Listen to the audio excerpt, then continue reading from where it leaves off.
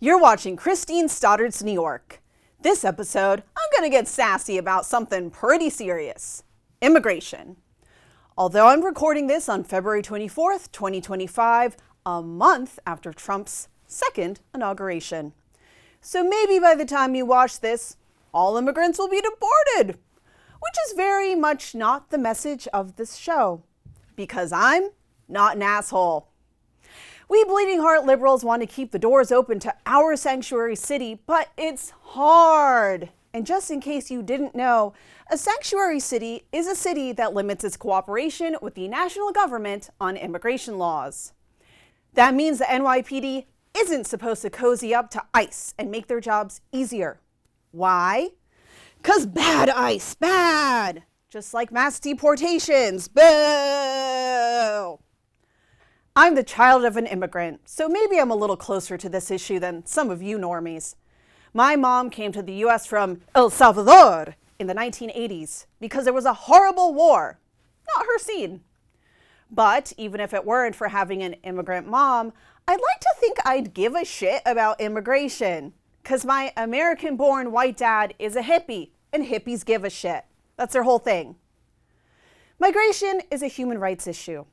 Everyone should have a safe place to live.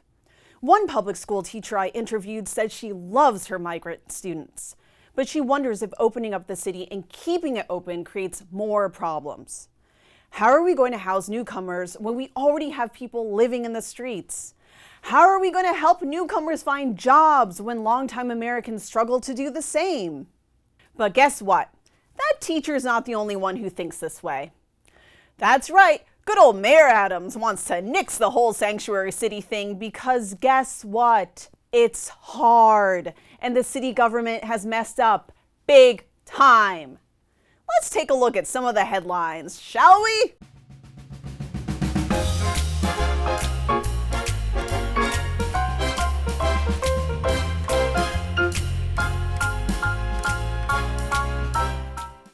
Wow, lots of wins there, huh, New York?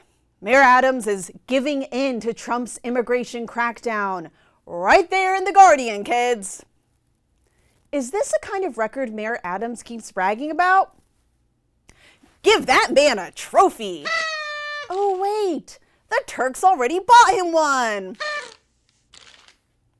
I gotta ask, is keeping New York a sanctuary city so hard that we should just throw in the towel?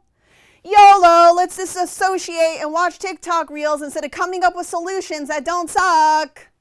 Whoops, I mean red note.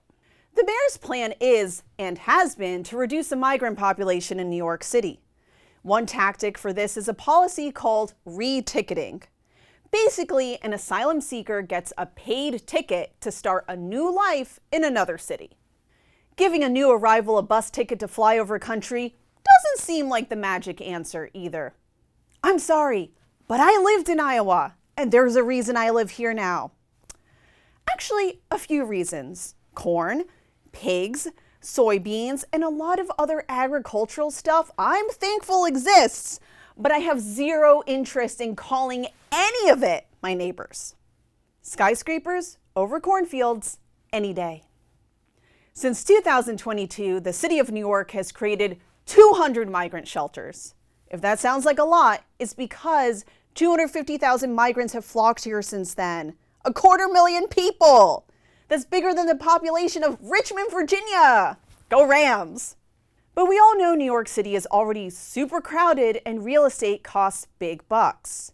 So where are thousands of new people supposed to go? How does the city even find space for 200 shelter sites? Well, some of them are converted hotels. That makes sense. And other places are tent cities in former airfields. That makes a little less sense. But don't worry, a bunch of them are closing. Because if you take beds away, people are less likely to stay, right? By June 2025, the plan is for the city to have closed 46 migrant shelters. The most infamous one closed on January 15th. This is Floyd Bennett Field, New York City's only migrant tent shelter for families. Or at least it was. Since August 2023, this shelter was wedged deep in the taint of Brooklyn, Marine Park. Williamsburg hipsters don't even know where that is. Kings Plaza Mall ring a bell? Maybe you went there once when you first moved here from Ohio to get a taste of the suburbs? Yeah, Floyd Bennett Field is even past that. Here's a map. Keep on going. Yep, there it is. Far.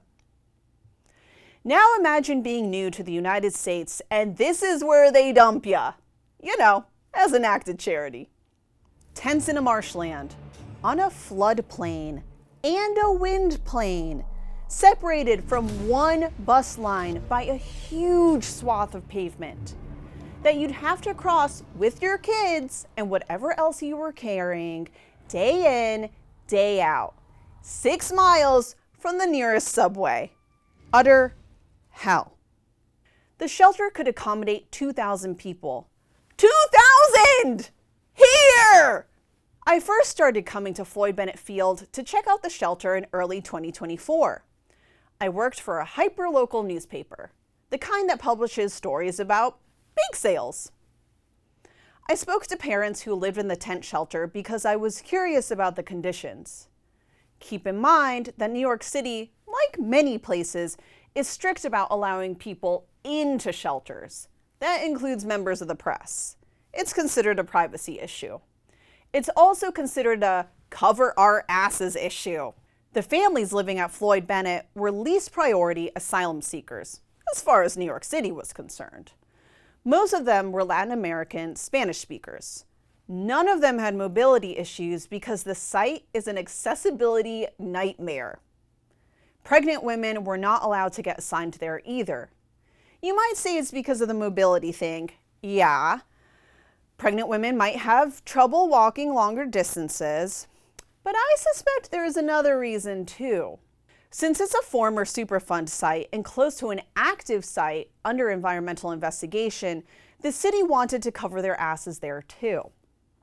Yes, to make matters worse, this area is on a former airfield that was so polluted that the U.S. Army Corps of Engineers had to come clean it up.